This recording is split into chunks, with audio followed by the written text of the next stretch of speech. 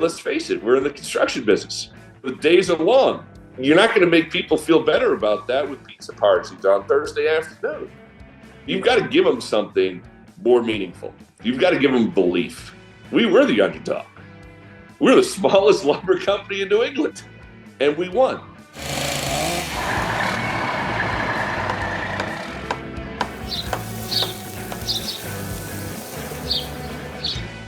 Welcome to another podcast of Stocked and Delivered with your hosts, myself, Michael Goodman, and Todd London.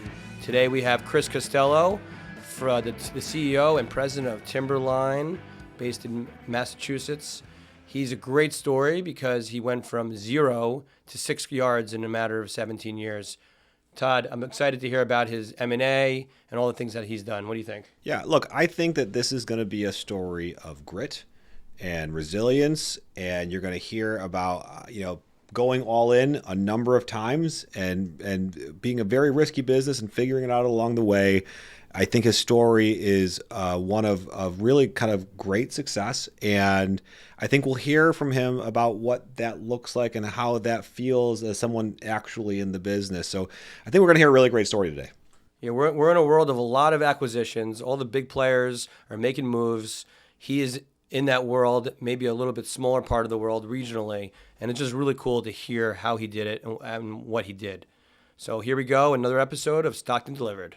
All right, welcome to another episode of Stocked and Delivered. Today we're joined by Timberline's owner and president, Chris Costello. Welcome to the show, Chris. Thanks for having me, guys.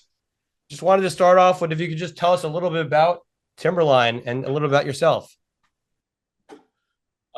So Timberline is much more interesting than myself, so I'll go with that.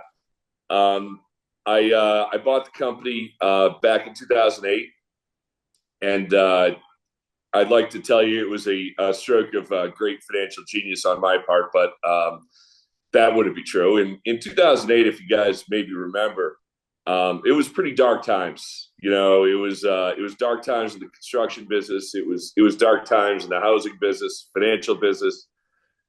Basically, if you put your hand up, they gave you a lumberyard. And so, I was sort of at the right time, at the right place. Timberline was a very small company that had a aging couple of owners, and they were faced with some pretty serious financial challenges and some health challenges. And it was, going to be, a new ownership and a new strategy, or they were going to go away like a lot of companies did at that time. And so I sort of stepped in. It was my first acquisition, which, really gave me a false sense of confidence about my ability in the M&A space. I think I met with them on a Friday and I owned it on Monday. Wow. It was a parachute moment, no question. But it was as we like to say, it was low risk. There wasn't far to fall. We were very successful in those years, sort of the 2008 to 12. And it was largely, we had a diversified customer base. Boston business, revolves a lot around Fed Ed and Med. It's overlooked by the construction and by the supply industry. It's difficult, it's complicated, requires some different skill sets. But we had, some limited ability to compete in that space, and we did, and we competed hard in it. And that sort of got us through the really, really tough times, and got us to where the recovery was starting to happen. And we looked at the map and we said, geography is going to matter. If we want to keep doing what we're doing, being a single location in Gloucester isn't going to be a strategy that's going to move that forward. And that moved us towards a strategy that revolves around a lot of key, pieces. But one of them was geographic control. And that we laid that out a long time ago. I still have a map in my office. I look at it fondly every once in a while.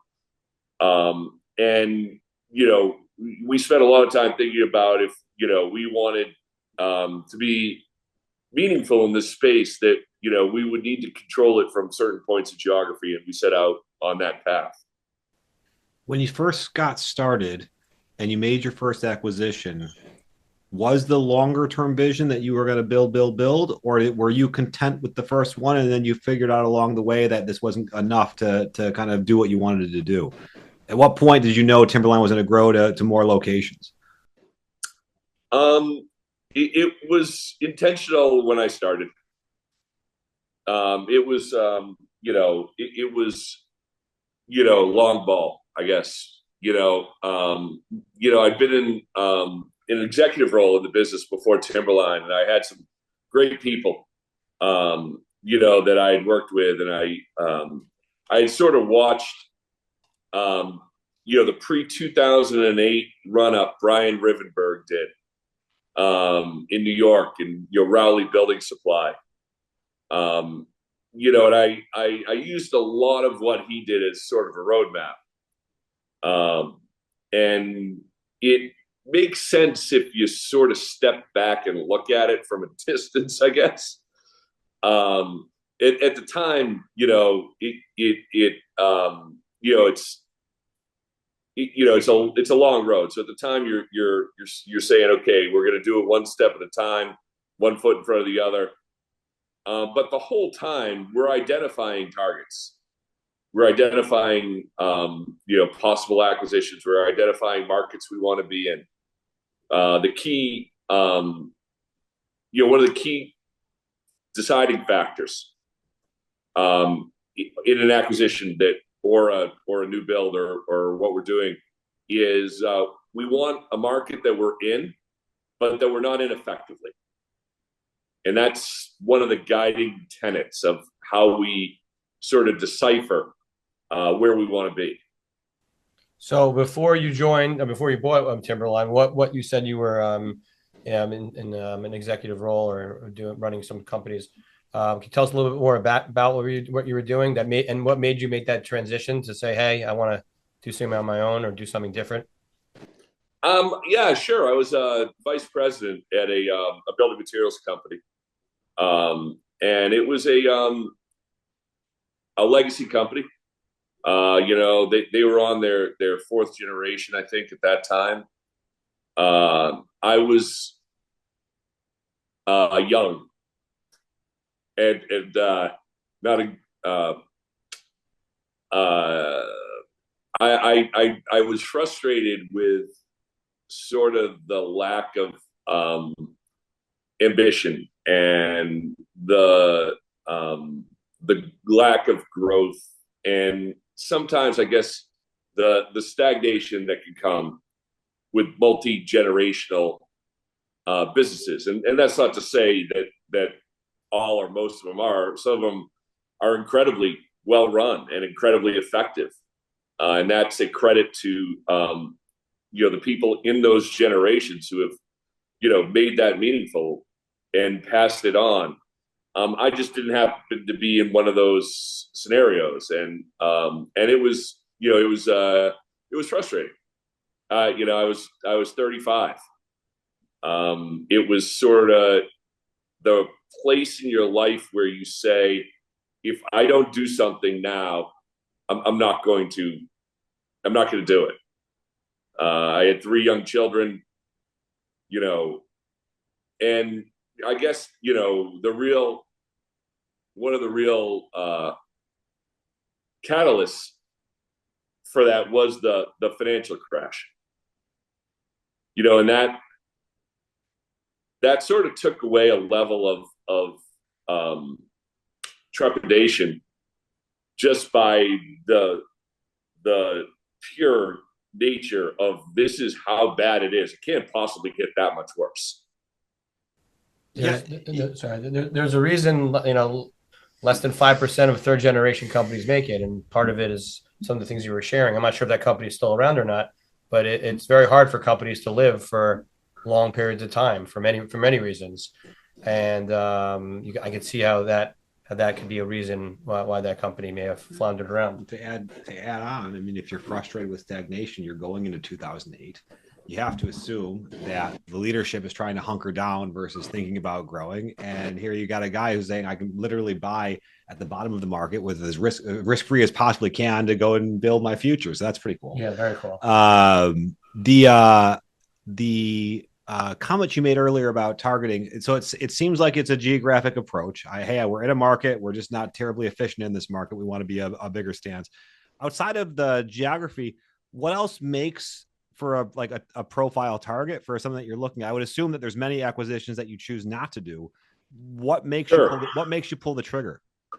So we are looking at a specific profile in acquisition. Generally, we're looking for a company that is failing.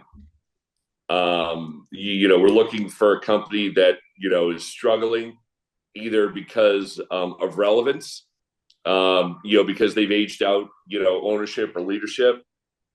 Sometimes, because it's hard to be relevant as a single location. Absolutely. And competition, has never been harder in this market. We're looking for a company that we can come in and add real value to. So we're looking for, we're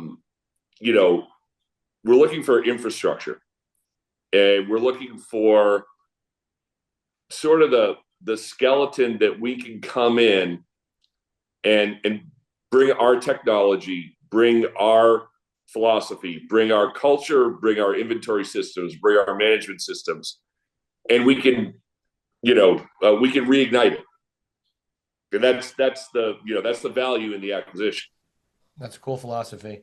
It's also, in all fairness, just because I can only afford the bad companies. Yeah. To be fair, it is different than the profile that you'd hear from some of the larger acquirers that are trying to pay a maximum value for the companies that have a proven track record of success. I mean, if you look at how he is zigging in a world of zagging acquirers. Yeah, for sure. It's a different. They're looking for the best. They're going to pay top dollar. You're looking for, I think you said, the skeleton, because you could bring the other things to it. You're already in the territory or close to the territory, which I think is very cool. And you've obviously proven success. Now, it's 17 or 18 years later since the start, right? 17, I guess. Yep. And how many locations you have now? 6. 6 locations. All 6 are via acquisition, or have some been greenfield? One was greenfield. The second one I did was in Newburyport, and that was a greenfield location. That was a boat yard. And I bought it and I converted it to a lumberyard. Got it. And to a certain extent, these other ones you're buying, although they have some infrastructure, people and products, they're to a little bit greenfield too, because you're bringing everything new to it. Yeah, it's very true. Most of the time, by the time I get there, it's pretty tough sledding. Your asset base, your inventory, is maybe a little hairy. Your equipment, your trucks probably haven't been maintained well.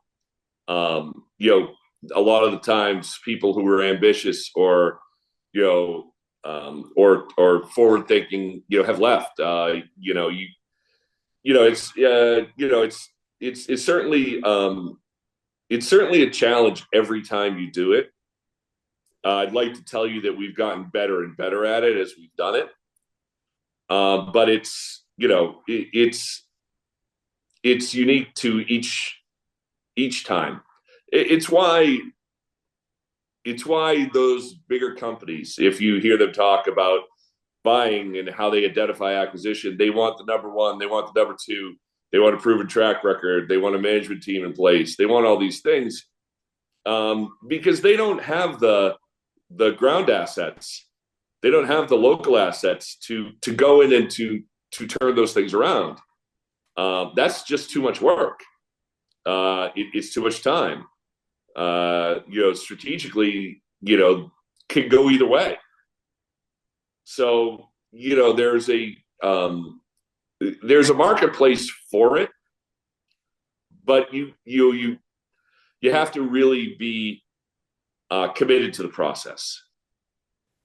And based on everything you're saying, is there a terminal share that you can grow to? Is there a size that you want to get to? Are you done? Help me understand, like, knowing what you know now after you acquire. I would assume that there is a year period of just flushing out the bad and changing the things over and changing the mentality. You're going to move arguably slower than you could the opposite way.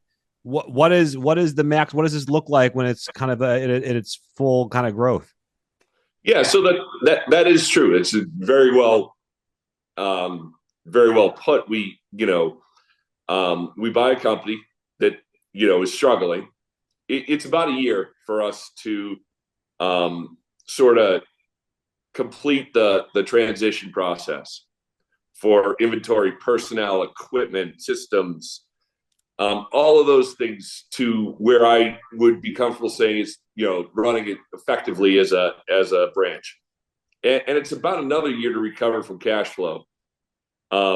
Once you're effectively running with all those things as a branch. So if you sort of look at how we've done it, yeah, you get about a 2-year gap in between, the acquisition points.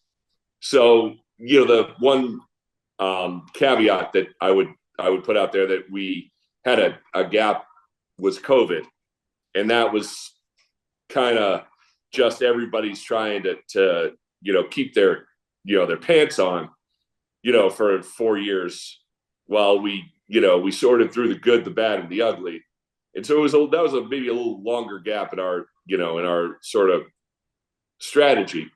But we look to acquire a new company about every 2 years.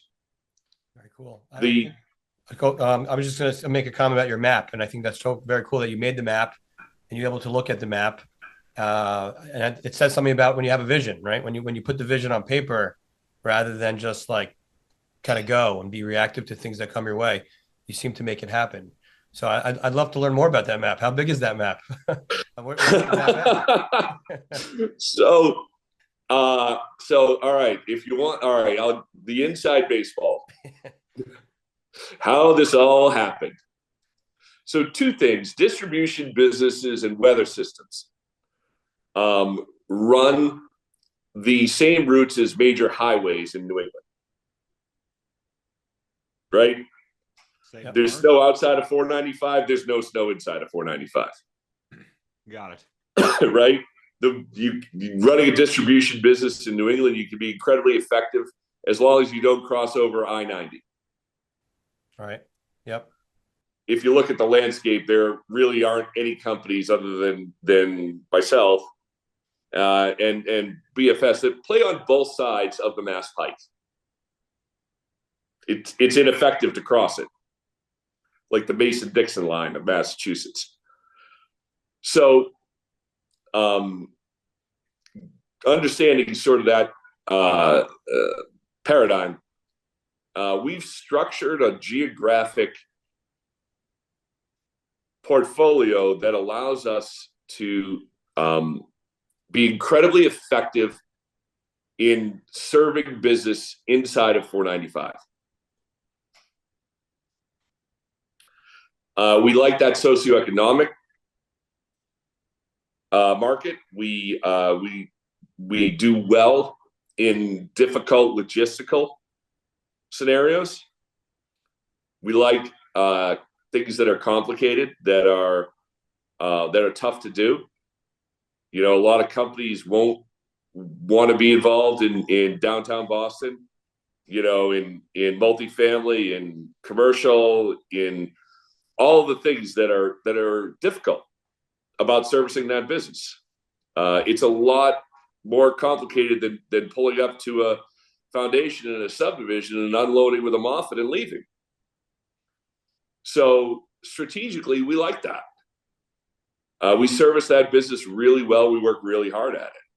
So a lot of our focus is being where that business is, serving other markets as we move. We like Rhode Island a lot. We like Hartford a lot. We like Worcester a lot. There isn't a sort of, I guess there isn't as much of a specific geography we like as there is a specific type of business that we like to service. And what is that business? The business is, the profile of that business is a customer that is in need of services that are slightly more complicated, I guess, than your average customer. They do need engineering services. They do need estimating services. They do need field management. They do need specialty services in millwork, doors, windows, hardware. We like the multifamily business a lot because there's a lot of different factors that are involved in that, especially in the necessity for expertise in the new energy codes, in understanding how to control construction costs in a regulatory market that is hell bent on creating the most expensive construction in America. And that's a fight every day, for a developer, for a builder. We bring a special amount of expertise in that. I think in our ability to partner with a construction company, with a developer, with a builder, to show them, products, to recommend alternate methods of construction, to help them with their scheduling. We can bring a value there that I feel to the right builders is incredibly valuable. I think it's very interesting of your target market. I'm interested of how you got there, right? My assumption is on day one in 2008, this wasn't necessarily your target market. You were probably just trying to figure it out, and as you bought more and more, you learned. How did you like come to realize or come to figure out or even target this type of customer segment? By accident, mostly. Yeah, I believe that. I went to school when I was younger for engineering, and I went to Wentworth in South Boston, a night school. We were very poor, so it wasn't. I had a job. I drove a forklift during the day, and I went to Wentworth at night. And one of the things that's incredibly common in our business is big construction in New England really sucks up the higher education construction applicants into this Suffolk, Maycomber fish market that is and they need it. You're graduating from Wentworth with in applied sciences, with a degree in construction management or in engineering, and you're offered a job at Suffolk the first day for $120,000 to get coffee for 2 years, and that doesn't sound that bad. Nope. I would assume many young people would be listening to this and saying, "That's my move." Yeah. So, but that's what they teach you. When you're studying that, you're learning about commercial construction. No one's teaching you how to build a house. So, even when I came into the lumber business, I came in with a different basic skill set. I came in with a skill set that was more oriented to commercial, multifamily, educational, institutional, or government. That's an interesting background. There's a saying, the optimist sees the glass half full, the pessimist sees the glass half empty, the engineer wonders why the glass is twice as big as it needs to be. Exactly. It's an interesting take that you have. Question on the multifamily, because that's a big part of your business. When you're acquiring these new places that are used to doing things a certain way, is there a strategy to leverage scales of economy? Are you trying to take the key brands that you're supporting and move them to all your branches, or is it product agnostic, project agnostic? No, there's a brand loyalty that we do have in specific areas because those have been effective brands for us, and that's regionally generally pretty congruent. We are always trying new things, and all markets are local. So, the reception to some brands in some markets is better than other brands in other markets. That isn't something that's abnormal at all. We want to adapt to the market that we're in. There's no scenario that we come into a market and say we're gonna make the world roam. We're here. You've got to listen. You have to hear what that market wants, and you have to respond to that. You can bring your skills, you can bring your innovations, but you have to listen. There's no success without understanding. Empathy is probably one of the most misunderstood sales tactics and strategies that is employed. Listen first. Yeah. Have you read the book Never Split the Difference? No. The author, Chris Voss, he used to be the chief negotiator for the FBI, but he started a company that sells to sales organizations because he was a great negotiator, and he uses the term tactical empathy as like one of his key sales strategies to like really getting through to his customer base and kind of cracking the code. Good book if you're looking to read. Yeah, it sounds it. I read it quite a bit. I love Malcolm Gladwell.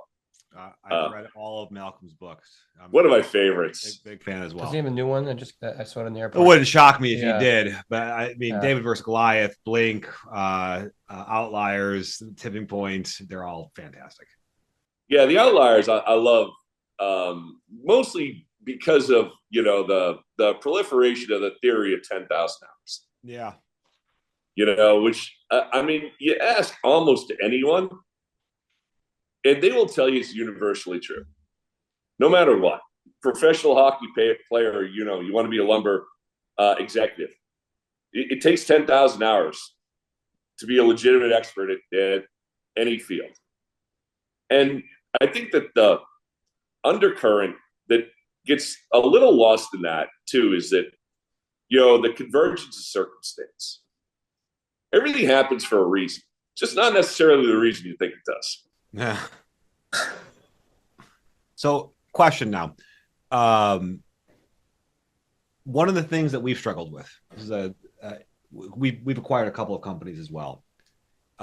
This remains a people business, and when you acquire the business, you acquire the people, and they have, in some instances, years, and in other instances, decades of a preconceived notion as to how the business runs. How do you get the Timberline way across to these people in a 1 to 2 year period to where you can start to kind of hum the way that you want to hum? It's a great question. And it is people. People ask me all the time, as a CEO, how do you spend your time? Yeah. And I joke about it. I haven't done any meaningful engineering work in about 15 years. All I do is people. That's it. Your corporate culture isn't something that you can use as a tagline. It's not something that you can put in a handbook or marginalize to HR. Corporate culture, if you want to do what I do, is everything. Our corporate culture is about winning. We win a lot. If by the time I get to some place, and let's face it, if I'm knocking on your door, you did something to bring me there. I didn't get there by accident. So when we come in and we say, hey, how would you guys like to win? Not a little bit. I mean, how would you like to walk around feeling like you're a winner? We'll teach you how to win.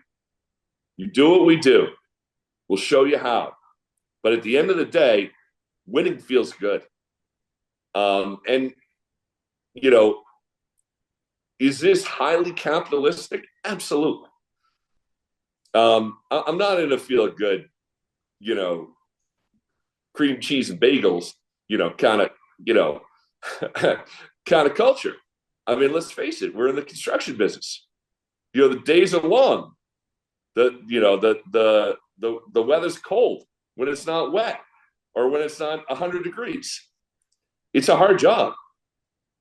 You're not going to make people feel better about that with pizza parties on Thursday afternoon. You've got to give them something more meaningful. You've got to give them belief.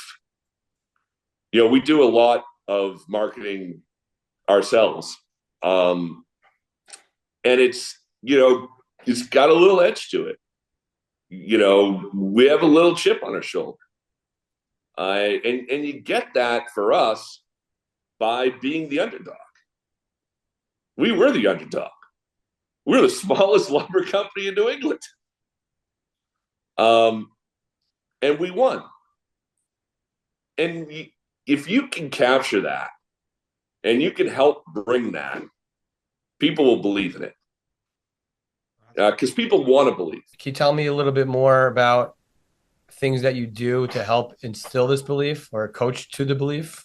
Is it you? Is it a group of people? Is it training? Is it just the culture itself? What maybe some things you could pick apart? No, it's not me. I'm marginally effective. Thank God I have a fantastic team. How many of that team is from acquisitions? How many of that team has just been like your core group that's helping you find these new companies? You know, my team is a group of people that some have worked with me for 15 years. Some of them have worked for 5. But they're believers in the system. So one thing that I can't I can't emphasize enough is good systems. When you bring people good systems and show them why they work, they will be receptive. Systems that make people's jobs easier, that make them more effective, that allow them to do better, to succeed more. That's incredibly important. You know, a lot of what goes wrong in morale is a breakdown of systems, and people don't feel supported. I can't walk around behind every employee every day and say you're doing a great job. The great job, you know, that's in supporting them in the way that is going to help them be effective. My team, you know, and my executive staff is a small group of people. It's 5 men. But our job, you know, is a shared services group, is to help people, our people, do their jobs better, help them be successful. We serve at the pleasure of our employees. You know, in a controversial moment once, I said that, you know, our customers don't come first. Our employees come first. Our job is to take care of our employees in the same way that we want our employees to take care of our customer. That's really easy to say and really hard to do. Amen. Yeah, we say a very similar thing at Sherwood, which is if our employees don't love this company, our customers never will. That's like truly rocket fuel, right? There's no debate about that. In the theme of being an underdog, have you read David vs. Goliath? It's a Malcolm Gladwell book. I have. It's about playing as the underdog. Yeah, the core concept is many people thought David was too big to beat, and David thought Goliath was too big to miss. I think it's a really cool like an analogy for what you guys are doing. That's very cool. That's cool. I think I want to transition. It was kind of a good transition as you were talking to your leadership style. Yeah, how you lead the group of 5 and how you lead beyond the group of 5. Just if you could talk a little bit more about that. So, how I lead the group of 5. Empowerment is incredibly important. We we are a group that believes in achievement, both personally and as a company. But in order to do that, you've got to give people the ability to make decisions, and they're going to make mistakes. They're going to make decisions that you don't agree with. In that group of five, if for any reason I'm not available, if three of them agree on something, it's the same thing as me. I try to give them the same spirit of entrepreneurship that I have. I didn't build this company. I built the five people sitting in this conference room. It's your job to build the company. That's largely how I see the world. So when you balance your day to day, are you thinking about today, tomorrow, the future? How does your mind work in terms of what your thoughts are and of the business before the business? Well, I wouldn't say I run the business. That's left to more capable people. I divide my day into three categories, and I divide my life in business sort of this way. I have three primary responsibilities, and first is the architect.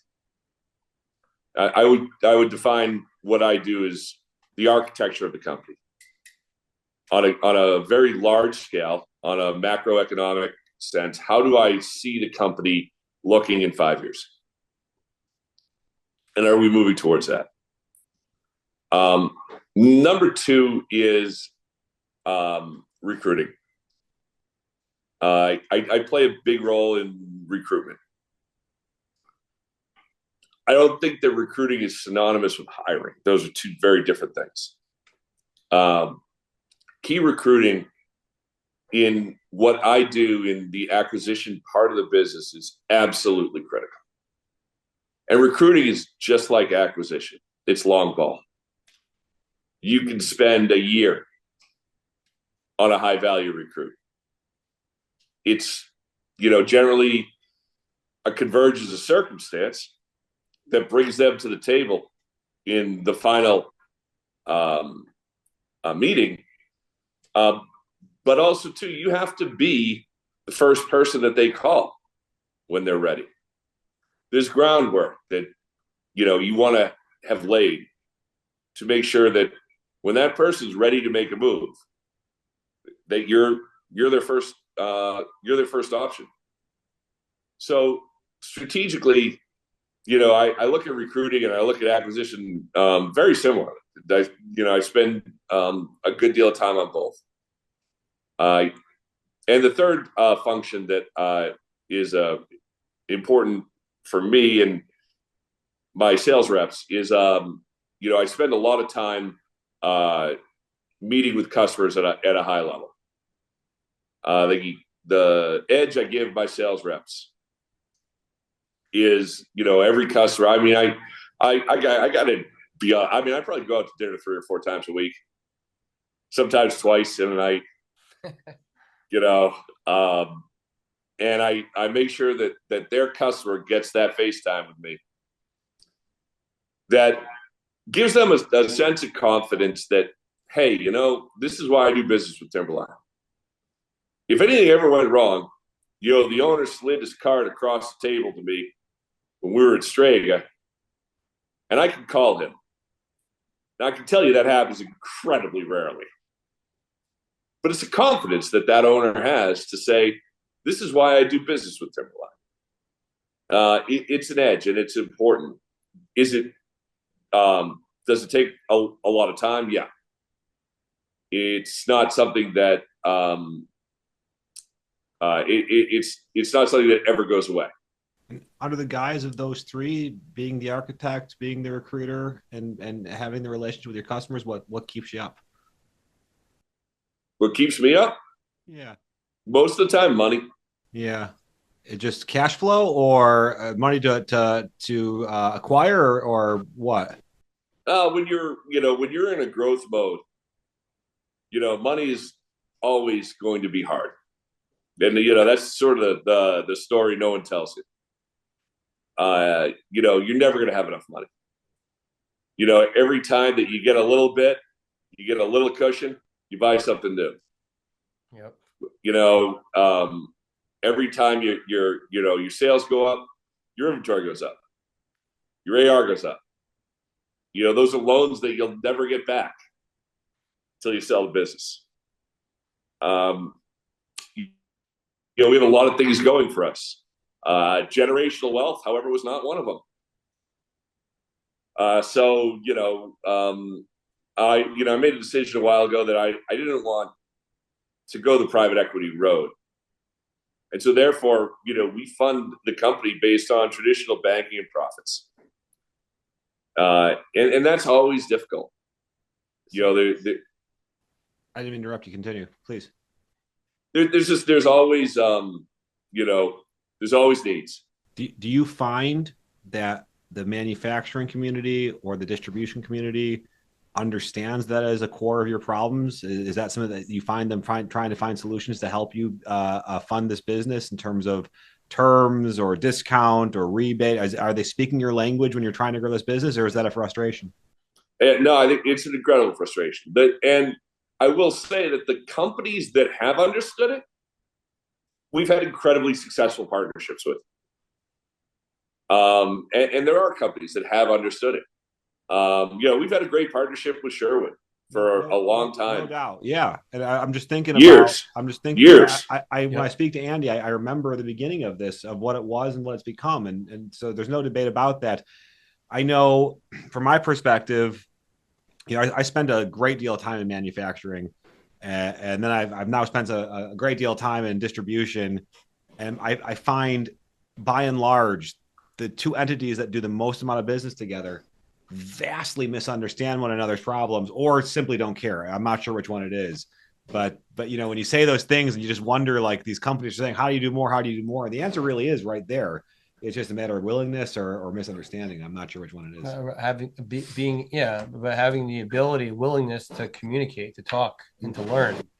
Because a lot of companies, like just for us, for example, you want to get paid quickly, but if you start learning about why you're not getting paid quickly or what they're using the money for, you could come to some sort of understanding to work with your customers. And not all vendors do that, right? Just because of their nature.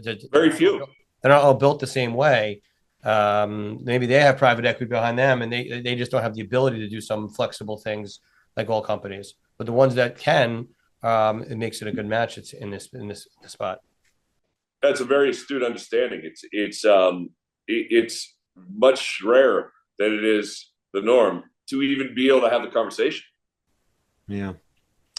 I'm not sure why either. It's because of a history of being snake bitten or a desire not to understand. It's one of the two, but I guess we'll never know. I'd like to transition just to talk about what you think the future holds. So in terms of acquisition, our industry seems to be either in the 6th inning or the 9th inning. Where do you see building products going from here? We're hearing things about Beacon and QXO. We're seeing BFS continue to be a large consolidator, Lansing Building Products or ABC Supply.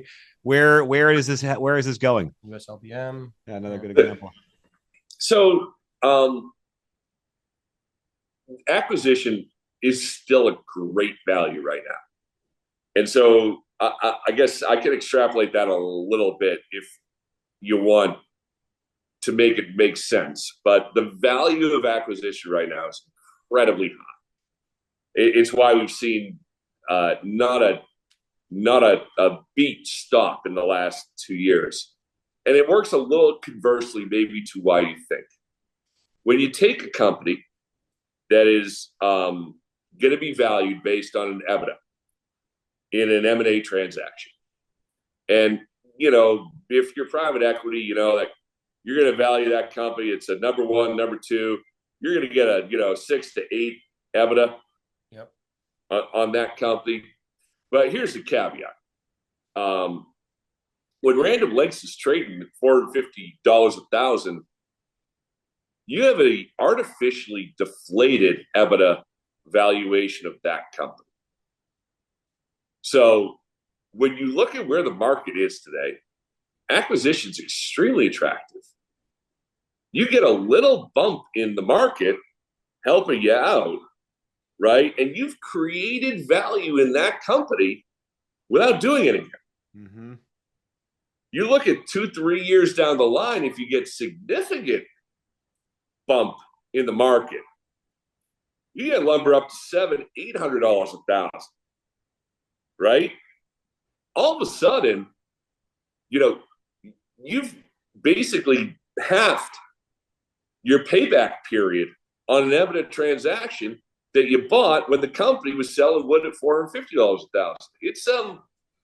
It's a little opaque, but it's why big corporations are big corporations. It's why they're gobbling up small corporations right now. Lumberyards are on sale. Yeah. So even a high-performing, high-value lumberyard is on sale. Same exact business, nothing changes. Just the value of your product goes up. Same percentage of margin, maybe even better, but just say the same margin, more dollars, it's worth more. Yeah. But you just got to find more money. You just got to find more money to fund it. Yeah, that's right. Exactly. Why, you got any? Come on. We're looking for some. We were hoping you had some. Yeah. Listen, it's not incredibly complicated. I don't want to make this more, sound more difficult than it is, because I'm not that bright. But it's why that the landscape is going to still be really attractive for the very foreseeable future. Yeah. And private equity seems to be taking a real interest more so than ever as well, which is, I think, a different change than what the general consolidator was doing. The big thesis you have within your comments is that lumber prices should go up. I mean, because we're low right now and it should be higher. And maybe it's just not lumber. I also read that the thesis is that building in general will go up. So not only will prices go up, but also your volume could go up as well. Yeah, and let's be honest. Everybody is working on a percentage, right? So your proportional increase in gross profit dollars goes up as your primary product increases in value. Again, something that you've had to have no real investment in, other than you already owned it. Yep. What are the other challenges that you'll see in the next couple of years? Will it be more supply chain disruption? Will tariffs pose havoc? Will installation remain constrained? What's the major concern outside of like the market going up or going down? Well, I could tell you that the biggest fear that I could imagine is something along the lines of a super EMP. I don't know.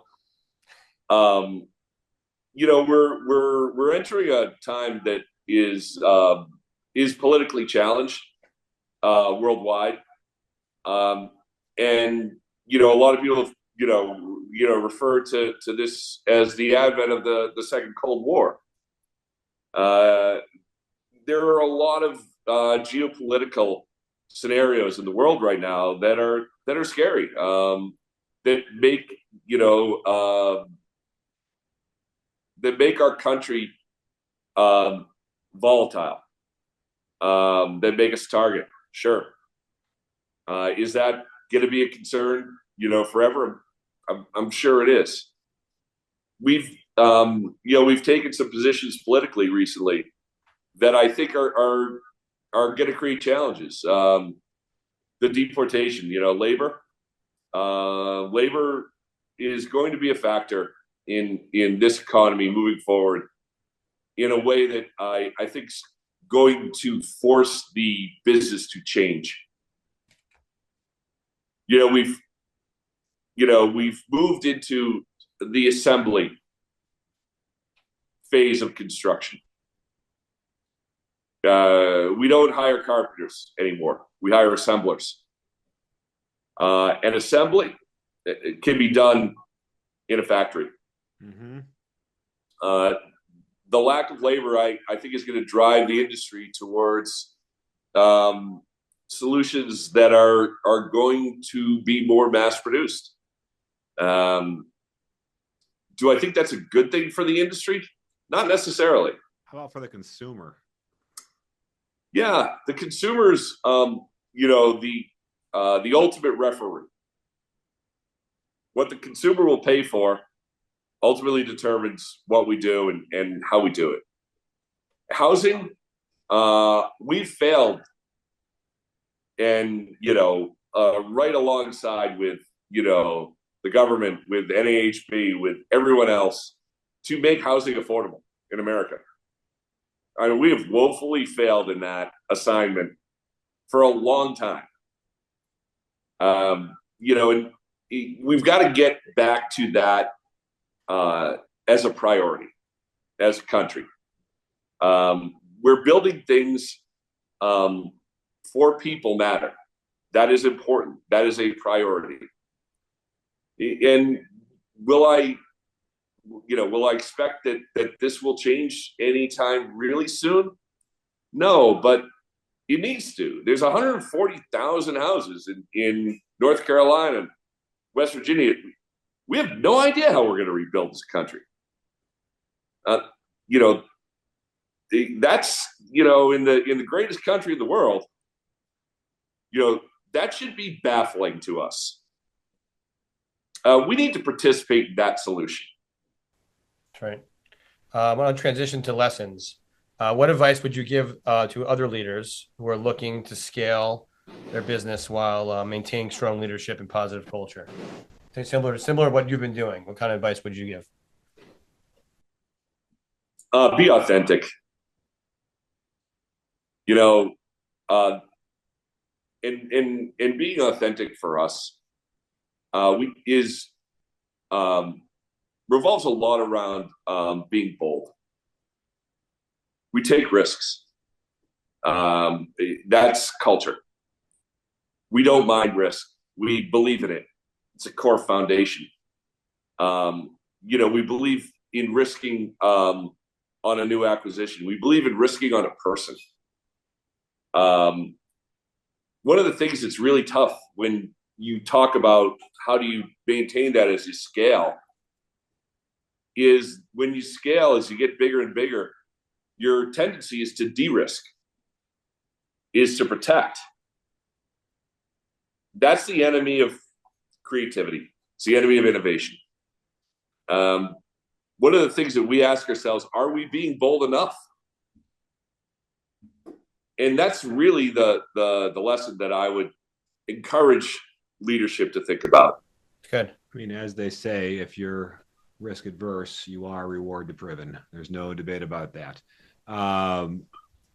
Has there been a time where things weren't going well, where you were at the brink of making a terrible decision? Can you talk a little bit about some of the stumbling blocks and how you got out of them? Yeah, this morning. Tell us more. Yeah, say more. No, I mean, it was better than yesterday morning. That's good. Yesterday morning, looking at the map, right? We're going to get 8 inches of snow, the Northern Empire, freezing rain in the Southern Empire, right? No one's ordering anything. I got 100 men shining the snow plows. This is going to be maybe, at best, complete failure as a revenue day, and we encourage people that were non-essential to stay home. And I was in my office. My CFO called me, said, "Yeah, weather system looks bad. Not going to make it in. Just wanted to let you know that on top of the fact that everything that you own in about 3 hours is going to be wet, you're also still broke." Okay. Well, good luck on tomorrow. And that's Yeah. That's pretty normal. Yeah. We live on the brink of failure every day. Yeah, there's that song. Every decision I make risks everything we've ever done. We do that every day. That's culture. We're willing to go out there and bet everything on the next thing. And don't get me wrong, I'm not encouraging you to do that. I don't think that that's at all an enviable strategy, but it's ours, and we like it. Being an outlier, is incredibly popular. But as long as no one knows what you had to go through to get there. Yeah, yeah. We we live in the world where success has 100 fathers and failure is an orphan. Yeah. Right. We bet it all. When we win, we're innovative. Right. If we lose, oh God, you knew that was gonna. They were out over their skis. Told you they weren't gonna make it. Yeah, 100%. Yeah. And that's only a few are willing to do the betting. Well, history defines the success of it, I think is what he's saying, right? Well, you're either a genius or a dodo bird based on a decision that could or couldn't have worked. Yeah, I think it was Tolstoy, the Russian author, once wrote, "The problem with history is it's so unpredictable." Yeah. That's a good one. We we like it when people bet against us. Same. We want that. We want to be marginalized. We want to be the underdog. We want to be those people that you told us we couldn't do it. That's who we've been for 17 years. Yeah, your comment of we like working with a chip on our shoulder, I really liked earlier. I think it continues to resonate throughout this entire time that we've been talking. Well, it definitely helps rally the troops and get everyone, on the same team to do something special. It's a whole different ballgame when you're not the underdog anymore. You play it very differently, and that changes everything. So it's a different game. It also attracts a specific kind of person. Yeah. There's a specific type of employee that's very attractive to. And when we're recruiting, a lot of profiling, the profiling we look in recruiting is matters as much as it does in acquisition. And we're looking for that. We're looking for someone that wants to be bet against. We're looking for someone that's getting succeed regardless of what obstacles are in front of them. That's a trait. Along with caffeine addiction, alcoholism. Of course, yeah. I'd say obviously, yes. Self-loathing is incredibly high on that list. We find companies that are failing. We hire the alcoholics. Yeah, gotta find the alcoholics, but they gotta they're committed to finishing the bottle come hell or high water. Yeah. And that's how we win. Yeah. Let's go, guys. It works. our map for success. So we're going to transition to our last piece, which is one of our segments we call Quick Cuts. So fast, quick questions. First thing that comes to your mind, quick answers type of thing. One word that describes Timberline's future. Scary. One book or resource every business leader should read. The Art of War, Sun Tzu. Strategy without tactics is the slowest route to victory. Tactics without strategy is the noise before the defeat. If I'm quoting Sun Tzu correctly. Best business decision you've ever made. God, it's really hard to think of a good one. Bill Ricca. Say more. The acquisition of Bill Ricca. It's was that the first? No, it was the fourth. All right. But it was an outlier. It was a yard that had fallen really far. They only had 2 employees left. It was a father and the son. By the time it got there, they had about $500,000 in business a year. And it was outside of the profile of what I'd done so far that had been successful. And no one supported it. It was one of those things that, wow, this is going to be what brings the whole thing down. I got almost no buy-in from almost anyone on my team, banking, accountants, advisors, which means, of course, I did it anyways. Bill Rickett is my single most successful branch today. Wow, incredible. We do about $26 million a year in revenue out of there. It's incredibly effective. It's a linchpin in our distribution organization. It was the best decision that I ever made to move forward with, despite everybody thinking that I had maybe gotten way out over my skis. That I think is impressive, because you have all this feedback coming to you saying, "Don't do it. It's bad. It's bad." And you saw whatever you saw and said, "Let's do this. Let's make it happen." There's a trait that you got to have if you want to be an entrepreneur, which is eternal optimism.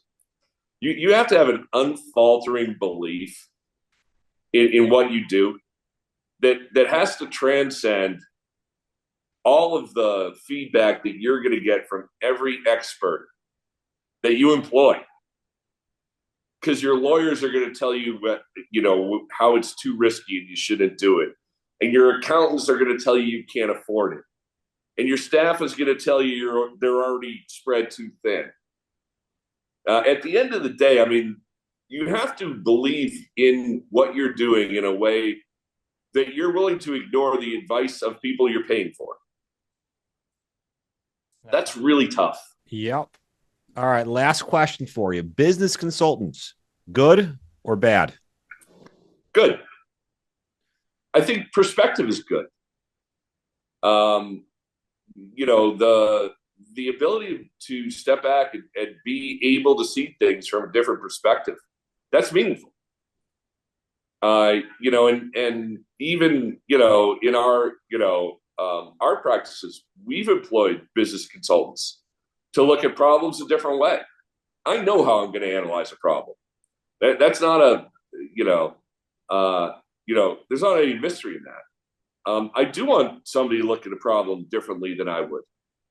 That matters. The imagination that we know the answer, we know a answer. We might not know the best answer. I find that used correctly can be incredibly effective. We've used a number of them, and I think each one has brought something special to our business. I think that's all we have for today. Yeah, I think it's the way we ended on modesty there, of looking at others for advice and being a strong entrepreneur. I think it's a great way to end. So thank you, Chris, for joining us today. I really appreciate it. Wish you well on your trip down south this weekend. And again, thank you so much. Thanks, guys. My pleasure. Chris, can't thank you enough. Mikey, I know I thought what we were going to learn today, we did learn. And I think my biggest takeaway from all of our conversations today, you have a guy who just oozes passion, who has this idea of what he wants his business to be, and found a way to relatably convey that to an employee base. My biggest takeaway was that they love operating with a chip on their shoulder, that they like playing knowing that there's people trying to fight against them, and how that resonates in their business. And you just listen to all the stories he tells, and throughout the whole time that remained thematic. And I think there's a success story somewhere along the way that probably many can take from that. Yeah, I really love the part that he told us about his map, that he knew how he was going to build his company. And I think that's a great lesson that I learned in thinking about, you got to put the vision on paper. You got to put it somewhere you know about it. If you don't, it may not come true. If you do, there's a higher likelihood. So I really love that part, and I think that's something I'm going to walk away with. So thank you again, Chris. And if you like what we're doing, join us next week. We'll be meeting with Kevin Hancock, talking a lot about his leadership philosophies and how he's grown his business. See you next time on Stockton Delivered.